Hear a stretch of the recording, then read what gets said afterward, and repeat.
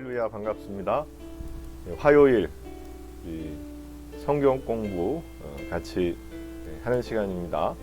우리 함께 또 말씀을 통해서 오늘 마음 훈련, 우리 하나님의 마음, 예수님의 마음을 귀하게 배우는 그런 시간을 가져보도록 하겠습니다.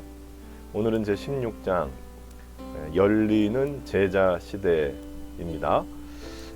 오늘 같이 이 책을 펴시고 보시면 더 좋겠죠.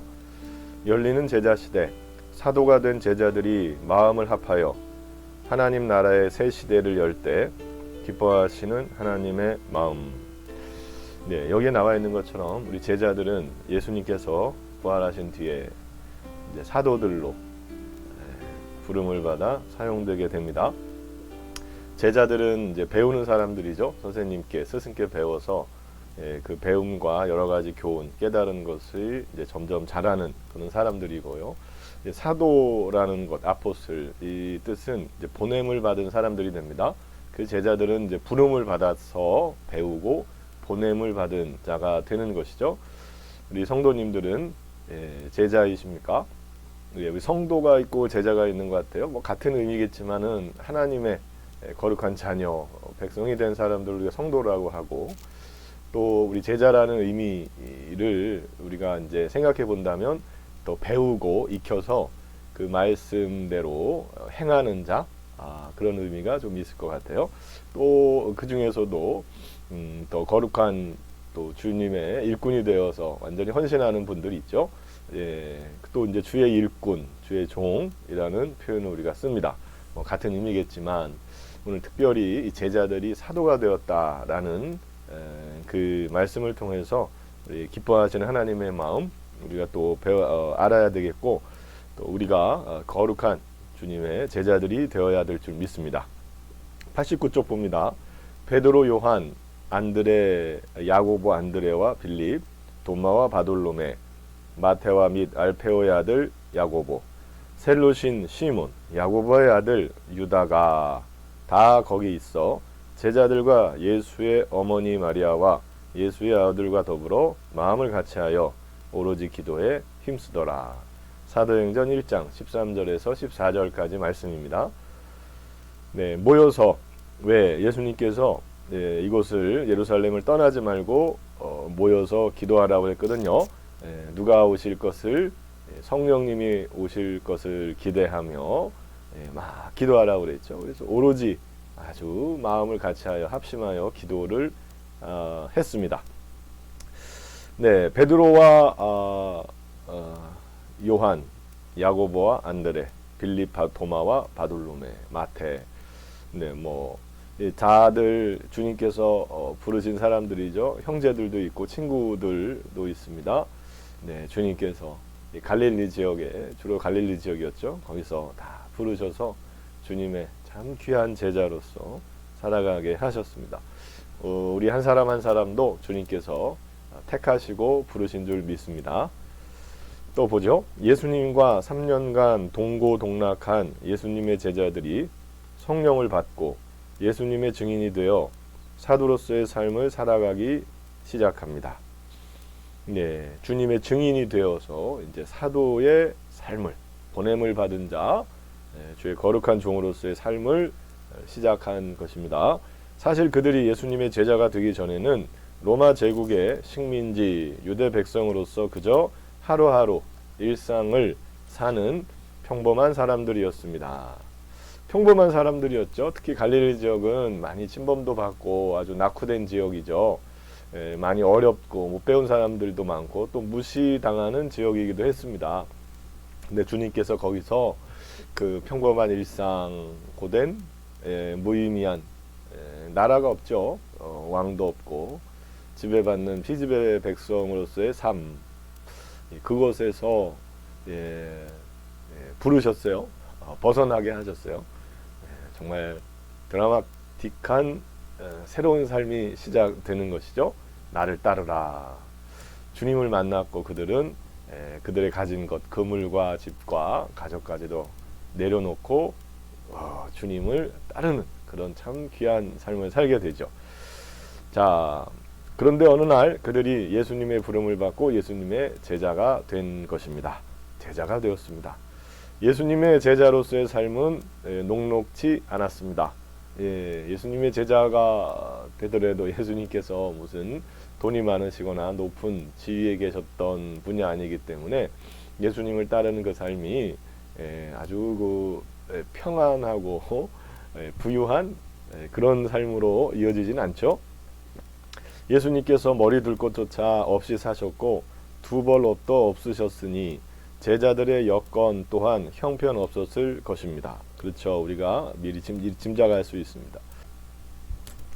오죽하면 제자들이 안식일에 배가 고파 밀 유삭을 잘라 먹어 바리새인들과 사두개인들에게 언짢은 말까지 들어야 했겠습니까? 네, 배가 고팠죠. 그래서 그 밀밭을 지나갈 때 이제 그 가장자리에 있는 부분은 지나가는 나그네가 배고픈 사람이 또 동물들이 먹을 수 있기 때문에 그것을 이렇게 뜯어내서 갈아서 먹게 됩니다. 왜 안식일에 노동을 하냐? 바리새인들이 비난을 하죠. 그러나 주님께서는 그 비난이 합당치 않으며 이 안식일에 참 인자가 주님께서 주인이심을 안식일이 사람을 위하여 인자를 위하여 있음을 말씀해 주셨습니다. 예수님께서 5,000명을 먹이시고 남은 음식을 광주리에 담게 하신 이유가 무엇이겠습니까? 아마 예수님과 제자들의 다음 끼니가 아니었을까 생각합니다. 네, 그 12광주리가 남았습니다. 5,000명을 먹이시고 사실 뭐 남자만 5,000명이었고 여자들과 아이들, 노인까지 다 합하면 뭐 수만 명에 이르는 사람들이었을 겁니다. 그런데 그들을 보리떡 5개와 물고기 2마리로 다 먹이셨어요. 그리고 12광주리가 남았고 한 광주리, 12명의 제자들이 한 광주리씩 다 갖게끔 하신 것이죠. 하나씩 다 들을 수 있게 해주셨습니다. 아마도 그것은 예수님과 제자들의 다음 끼니가 아니었을까 그렇게 생각을 합니다. 자, 보리떡 5개와 물고기 2마리를 가지고 축사하신 후 떼어주신 예수님의 명령에 따라 예수님의 제자들은 5,000명의 사람들에게 발바닥에 땀이 나도록 뛰어다니며 그 음식을 나누어 주었을 것입니다. 그리고 밤에 예수님께서 거라사 광인을 만나러 가시기 위해 강 건너편으로 가자고 하셨을 때 배를 구해와 그 밤에 노를 짓는 일도 제자들의 몫이었습니다. 제자들의 그 예수님을 따르는 삶 가운데에 고된 일들 뭐 이런 것들이 충분히 있었다 이런 말씀을 하시는 거죠. 어느 날은 예수님께서 낮에 사람들에게 가르쳐 주신 하나님 나라 이야기를 잘못 이해해 저녁에 예수님께 따로 과외를 받기까지 하면서 제자의 길을 갔습니다. 제자들이 그렇게 뭐 똑똑했다라고 하긴 좀 어렵겠죠. 근데 뭐 제자들이 특별히 못난 것도 아니었을 것입니다.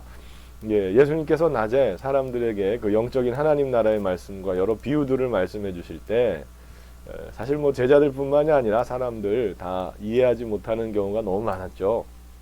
그리고 그 모임이 끝난 뒤에는 예수님께 예수님 그게 무슨 뜻이었습니까? 하고 따로 물어서 이해를 하게 되는 그런 일들이 또 종종 있었습니다. 그러다가 마침내 제자들이 느끼기에 예수님께서 예루살렘에서 정치적으로 크게 성공하시는 것이 아닌가 하는 생각이 들 정도로 예수님의 인기가 치솟았습니다. 이 오병이어 기적이 일어난 뒤에 사람들이 어떻게 합니까? 야, 저분을 뭘로 세우자? 왕으로 세우자 그래요. 왕으로 세우면 우리 뭐 먹을 거 걱정 없겠다? 뭐 그런 것도 있죠. 그런데 그 능력이 너무 뛰어나기 때문에 우리의 왕이 되시면 저 능력으로 누구를 다 쫓아낼 수 있을 것이다. 로마를 쫓아낼 수 있을 것이다. 그 우리가 나라를 다시 세우고 우리끼리 또 잘 살 수 있게 되지 않겠느냐.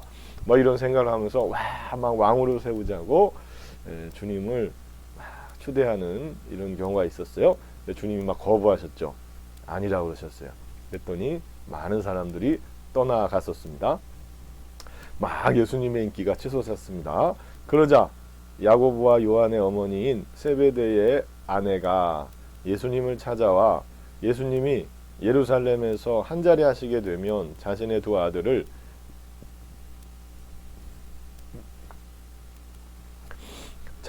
아들을 예수님의 오른쪽과 왼쪽에 두고 귀히 써달라는 청탁을 합니다. 예, 청탁이죠. 이거 뭐 좋지 않은 표현이지만 치맛바람이라고도 할 수 있을까요? 예, 우리 아들들이 얼마나 열심히 합니까, 주님. 특별히 잘 생각해 주셔서 주님 나중에 왕이 되시면 좌의정, 우의정, 영의정, 예, 좌표 그 오른쪽과 왼쪽이라는 거는 가장 높은 자리, 서열 1, 2위에 막 그 써달라 막 청탁도 하게 됩니다. 또 어머니들도 따라다니시면서 물신양면으로 주님의 일을 도우시고 제자들 막 먹는 것과 뭐 이런 것들을 많이 도와주지 않았겠습니까? 다 그런데 이제 꿍꿍이가 좀 있었던 것 같아요. 오해에서 비롯된 생각들이죠. 예수님이 정치적으로 성공하지 않을까? 뭐 이런 생각. 아니죠. 주님의 나라는 이 땅에 속한 나라가 아니었습니다. 자, 그 사실을 전해들은 나머지 10명의 제자들이 분노했습니다. 그때까지도 예수님의 제자들의 수준이 그렇게 높지 않았던 것입니다. 잘 몰랐죠. 영적인 부분들을. 그래서 이런 오해들, 해프닝들이 자꾸 있었습니다. 그러나 주님께서는 그들을 사랑하시면서 계속 가르치시고 인도하시지 않았습니까? 자, 그런데 갑자기 예수님께서 십자가에 달려 죽으신 것입니다. 예, 3번 또는 4번의 십자가의 예고가 있었습니다.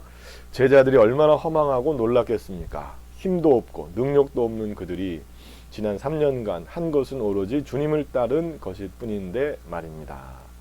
예수님께서 십자가에 달려 돌아가시는 것은 너무나 좀 충격적인 일이고 이들이 예상하지 못한 일이죠. 예, 그래서 예수님께서는 한 3번 또는 이제 뭐 마태복음 보면 다른 복음서 보면 이제 4번까지도 이렇게 미리 예고를 해주시는 걸 알 수 있습니다. 마음의 준비를 하고 그것이 하나님의 계획 가운데 일어나는 구원의 역사이다. 근데 잘 이해는 못했죠. 부활을 상상하지 못했습니다. 돌아가실 것도 상상하지 못했죠. 예, 그런 상황입니다. 그래서 제자들이 다시 갈릴리로 돌아가 있었는데 예수님께서 갈릴리에서 만나자고 분명히 하셨기 때문에 갈릴리로 가죠. 제자들이 다시 갈릴리로 돌아가 있었는데 그곳으로 부활하신 주님이 제자들을 찾아오셨습니다. 그리고 제자들에게 다시 사명을 주셨습니다. 부활하신 예수님을 만난 제자들이 예수님의 말씀대로 예루살렘에 모여 기도하기를 힘쓰는 가운데 오순절에 성령께서 강림하셨습니다. 그렇습니다.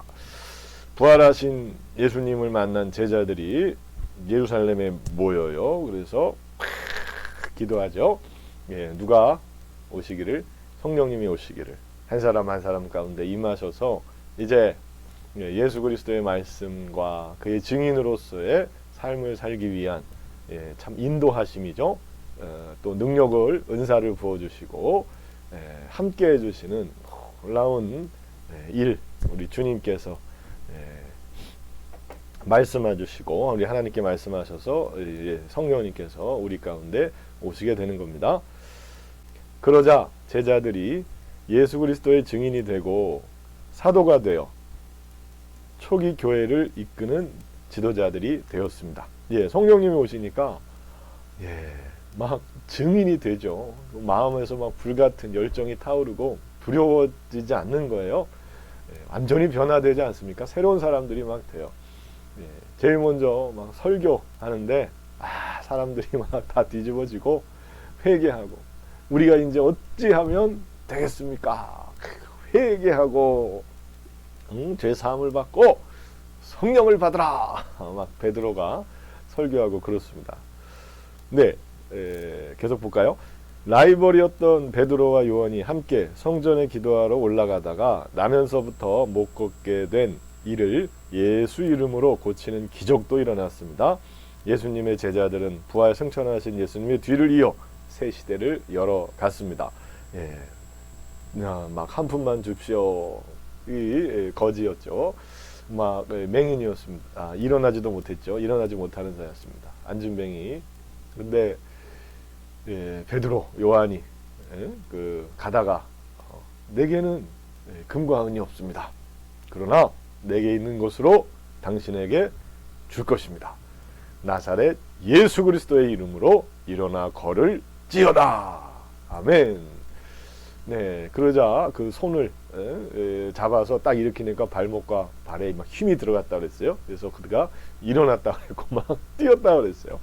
그리고 장애인들은 성전 안에 들어갈 수가 없었죠. 그 율법 상황 안에서는 이제는 들어갈 수 있는 사람이 되어서 하나님 앞에 예배드릴 수 있게 되었죠. 성전 안에서 놀라운 기적이 일어납니다. 예수의 이름으로, 예수 이름으로.